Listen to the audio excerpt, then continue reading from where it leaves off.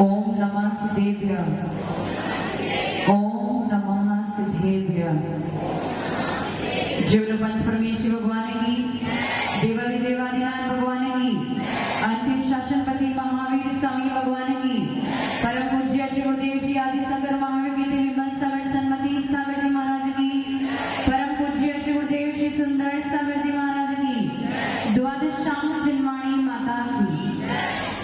एक छोटा सा मंगलाचरण उस देश के लिए जिस देश ने हमें आदिनाथ से लेके महावीर भगवान दिए, उस देश के लिए जिसने हमें साधु संत दिए, ऐसे देश के लिए एक छोटा सा मंगलाचरण।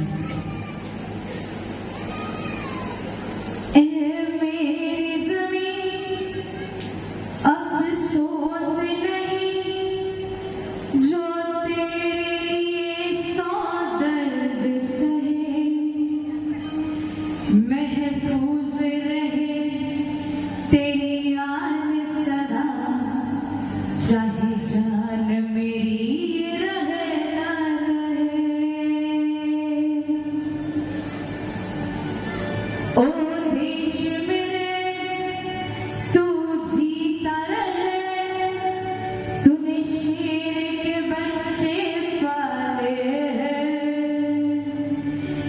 एक लाल हुआ बलिदान तो क्या, 100 लाल तेरे रखवाले।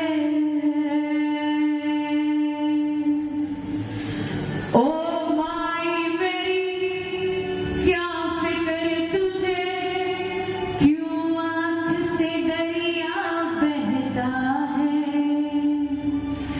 तू कहती तेरा चांद हुए और चांद हमेशा रहता है। ओ वतनावे मेरे वतनावे, तेरा मेरा प्यार निराला था, कुर्बान हुआ तेरी अजमत पे, मैं कितना नसीबों वाला था। तेरी मिट्टी में मिल जाऊं, गुल बन के मैं खिल जाऊं, इतनी सी है दिल की आरज़ू। तेरी नदियों में बह जावा, तेरे खेतों में लहरावा, इतनी सी है दिल की आरज़ू, इतनी सी है दिल की आरज़ू। जय भारत माता की, जय भारत माता की, जय भारत माता की।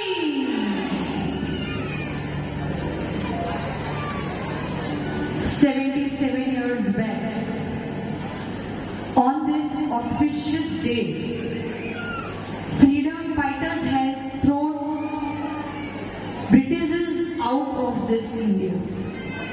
बिल्कुल आज के ही दिन 77 साल पूर्व 15 अगस्त 1947 के दिन हमारे स्वतंत्र सेनानियों ने अंग्रेजों को इस भारत से बाहर फेंक दिया।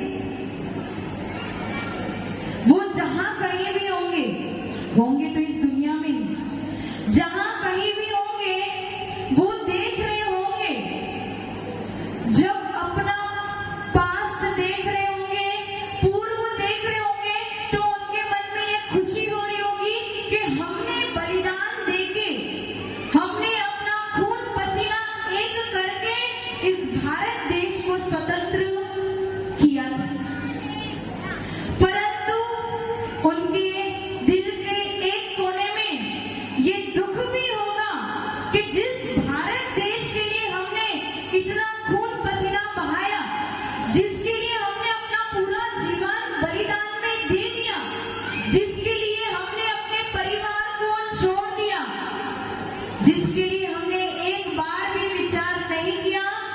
आज वो भारत देश अभी भी स्वतंत्र नहीं। स्वतंत्रता किससे मिली?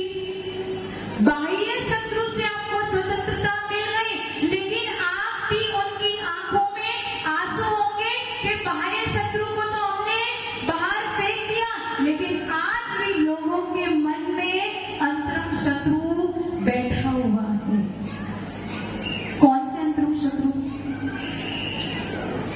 करप्शन, भ्रष्टाचार, ह्यूमन ट्रैफिकिंग, स्त्रियों पे होने वाले अत्याचार, बालकों पे होने वाले अत्याचार, चाइल्ड लेबर, ऐसे पता नहीं कितने कितने सोशल प्रॉब्लम्स हैं, कितने कितने सामाजिक समस्या है जिससे आज भी भारत देश गुजर रहा है।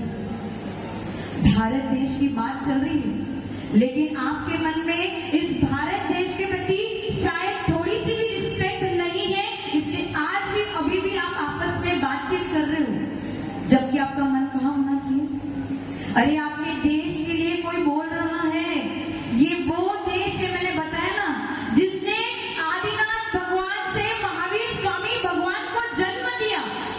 ये वो देश है जिसने आदिनाथ भगवान से लेकर महावीर स्वामी भगवान को वो स्थान दिया जहां से वो सिद्ध बन पाए। ये वो देश है जिसकी वजह से धर्म आज भी जिंदा है। ये वो देश है जिसने साधु संतों को स्थान दिया है, जिसने संस्कृति को स्थान दिया है।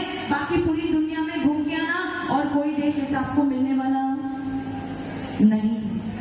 वो स्वतंत्र सेनानी आज भी अपने आंखों में आंसू लेके घूम रहे होंगे कि हमने इतनी कड़ी मेहनत से आज के वर्तमान की पीढ़ी के लिए ये स्वतंत्र भारत दे दिया, लेकिन इनको इस बात का बिल्कुल भी मूल्य नहीं है और वो सब नशे में, चोरी में, भ्रष्टाचारी में लग गए हैं। उन्हें आज भी इस स्वतंत्र भारत का बिल्कुल भी मूल्य नहीं। और यदि कोई क्रांति ला सकता है, यदि कोई रिवॉल्यूशन ला सकता है, तो वो और कोई नहीं है लेकिन ये छोटे बच्चे हैं जिनके पास आज भी जोश। आप सबके पास जब जोश था तो आपने अपना जीवन ऐसे ही व्यर्थ में गवा दिया, लेकिन ये हमारे ब्राइट फ्यूचर है जो आज यदि अपने मन में एक बार इस देश के लिए एक बार भी मन में विचार कर ले तो निश्चित तौर पे आगे जाके भारत देश को जितनी भी सामाजिक समस्या है उससे निवृत्त कर सकते हैं। बात किसकी चल रही है? भारत देश की। उपयोग कहाँ जा रहा है? वहां। बात किसकी चल रही है? भारत देश की। उस देश ने जिसको आपको स्थान दिया है, अभी भी उपयोग कहाँ जा रहा है? वहां। शिवपाल जी, उपयोग कहाँ जा रहा है?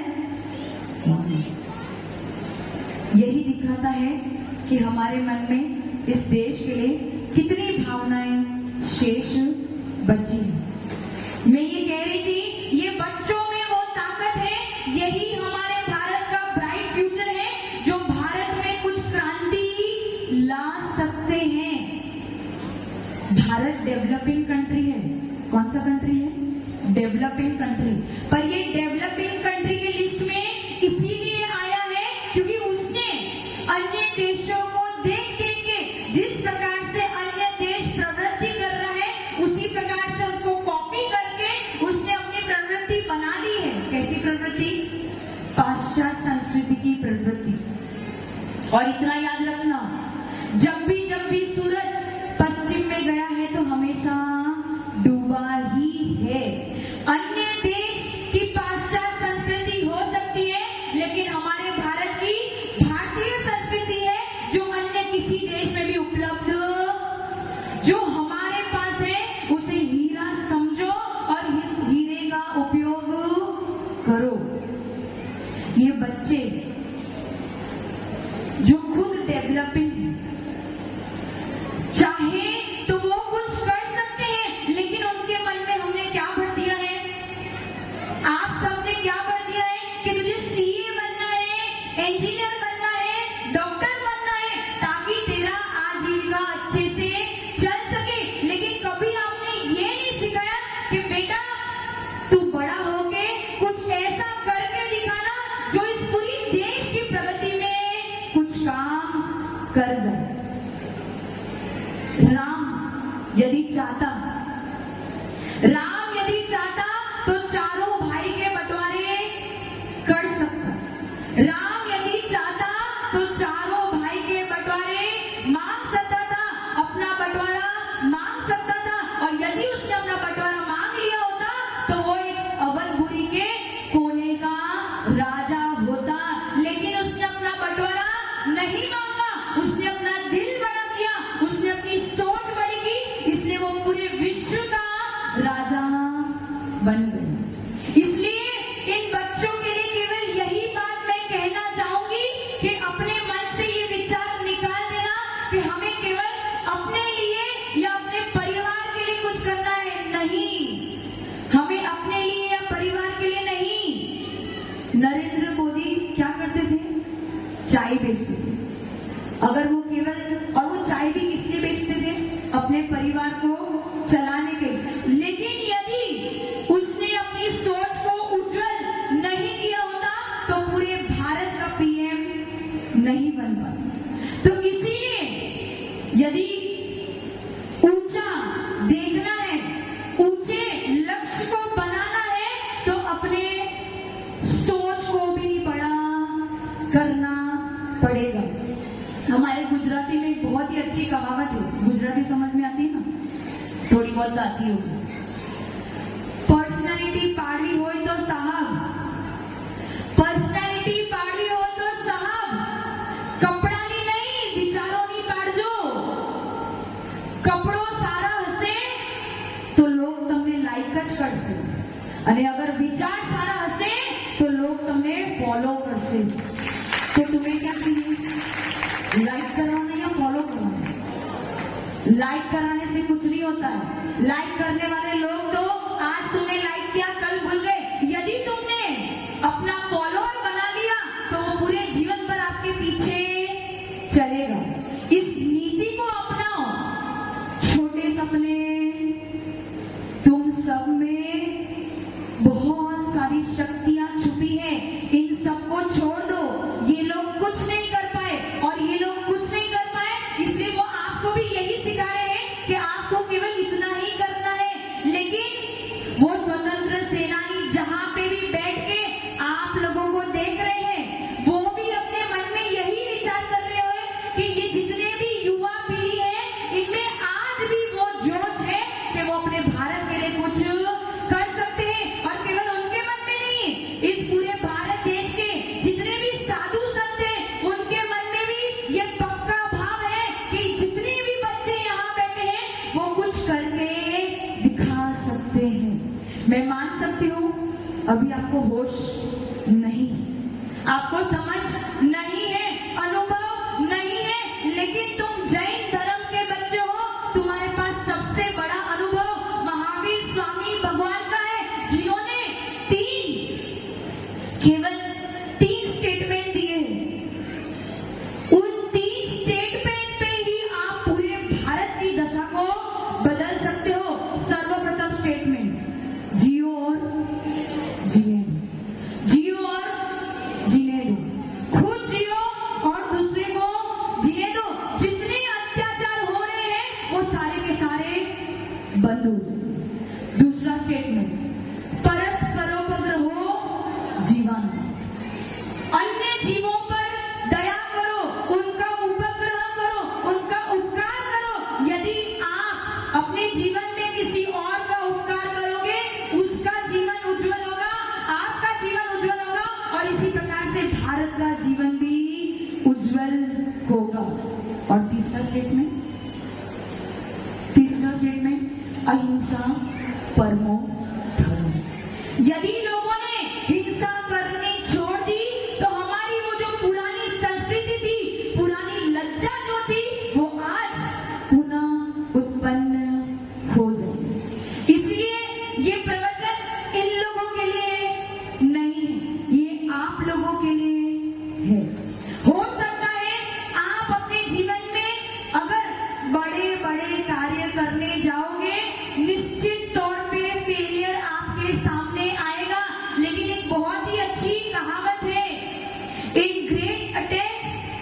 it is even glorious to fail. बड़े बड़े रास्तों में ऑब्स्टेकल्स आएंगे, लेकिन उन ऑब्स्टेकल्स को आप पार कर सकते हो, इतनी क्षमता आप में है। इसलिए हारो मत, अपनी सोच को बड़ा करो, और जितने भी बड़े हैं उनके लिए केवल यही कहना है कि आप अपने जीवन में इस देश के लिए तो कुछ नहीं कर सके, केवल आपने अपने परिवार के लिए किया, परिवार के लिए किया तो परिवार के चेयरमैन बने, और सागवाड़ा के लिए किया तो सागवाड़ा के चेयरमैन बन गए। लेकिन यदि देश के लिए कुछ सोचते तो पूरे देश के चेयरमैन बन जाते। इसलिए जितने भी बड़े यहाँ बैठे हैं, आप लोग तो कुछ नहीं करते, आप लोग ने कुछ नहीं किया, कोई बात नहीं, लेकिन जो हमारे बच्चे हैं उनमें वो आग उत्पन्न करो कि वो अपने जीवन में कुछ ऐसा करके दिखाए कि आगे जाके उनके मरण के बाद भी लोग उनके नाम पे वाह वाह करे। यदि ये कुछ नहीं कर पाए तो कोई इनको याद करने वाला नहीं। बस इतना ही आपके लिए उपदेश है, अपने जीवन को सार्थक करो। आपके पास समय बहुत है, आपके पास टेक्नोलॉजीज बहुत है, आपके पास मीडिया बहुत है, आपके पास सारे इनोवेशन सब कुछ है, लेकिन आप बस उसे गलत तरीके से उपयोग कर रहे हो, अपने समय को गंवा रहे हो, इसलिए कुछ नया इनोवेट नहीं कर पा रहे हो। यदि उसी समय को, उन्हीं इन्वेंशंस को, अपने मोबाइल को और अपने दिमाग को सही जगह पे लगाओगे तो निश्चित तौर पे इस भारत की